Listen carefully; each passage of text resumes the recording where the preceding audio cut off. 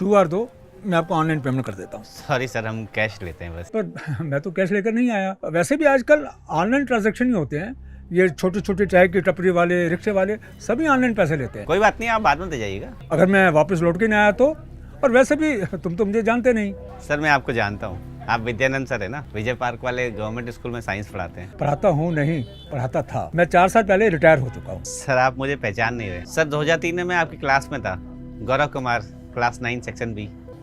लेकिन मैं तो अपने स्टूडेंट्स के सबके फेसेस पहचानता हूँ। कैसे पहचानेंगे सर, मैं स्कूल में पढ़ाई कितने दिन था। तिमाही के एग्जाम में हाई स्कूल में आपने मुझे नकल करते हुए पकड़ लिया था। उसके बाद ना मैं कभी स्कूल आया ना पढ़ाई करी। मुझे ऐसा बिहेव नहीं करना चाहिए था। उल्टा मुझे तो इसका फायदा हुआ है। मैंने कम उम्र में ही दुकान का सारा काम सीख लिया, दुकान संभाल ली, और नतीजा ये है कि आज मैं लाखों की अर्निंग कर रहा हूँ। और अगर अपने दोस्तों की तरह रहता ना तो फिसड्डी होता मैं आज। लेकिन ये भी तो हो सकता था कि ज्यादा पढ़ाई करके तुम ज्यादा कामयाब होते। किताबी बातें हैं सर, किताबों तक ही अच्छी लगती हैं। अब देखिए ना, मेरे कई दोस्त हैं MBA BCA करके 50-60 हज़ार की नौकरी कर रहे हैं, और मुझे देखिए, मैं इतने पैसे तो ना अपने नौकरों को तनख्वाह देता हूँ हर महीने। अब बताइए मैं ज़्यादा अच्छा रहा कि वो? लेकिन मेरी नज़र में एक एजुकेटेड इंसान की वैल्यू एक अनएजुकेटेड से ज्यादा है, भले ही उसकी अर्निंग कितनी भी कम हो। अपनी अपनी सोच है सबकी, और मैंने तो आगे भी ये ठान लिया है कि अपने दोनों बच्चों को ना 8वीं 10वीं पास करा के दुकान में बैठा दूंगा, ताकि जल्दी से जल्दी अपना घर परिवार संभाल सकें। पूरी प्लानिंग कर रखी है। वरना जीवन कैसे चलेगा? पढ़ाई वढ़ाई में कुछ नहीं रखा,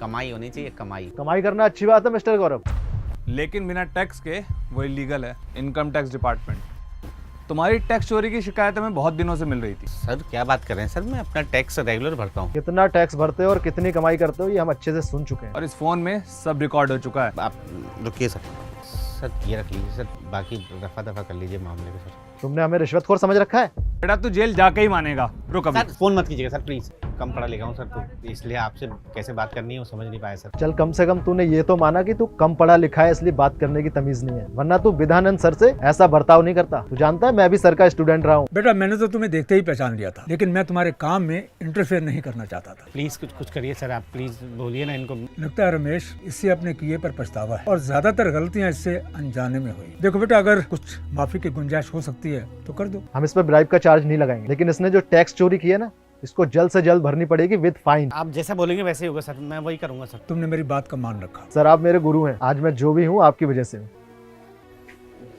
जीते रहो। सॉरी सर, अपनी नादानी में एजुकेशन की वैल्यू भी भूल गया था।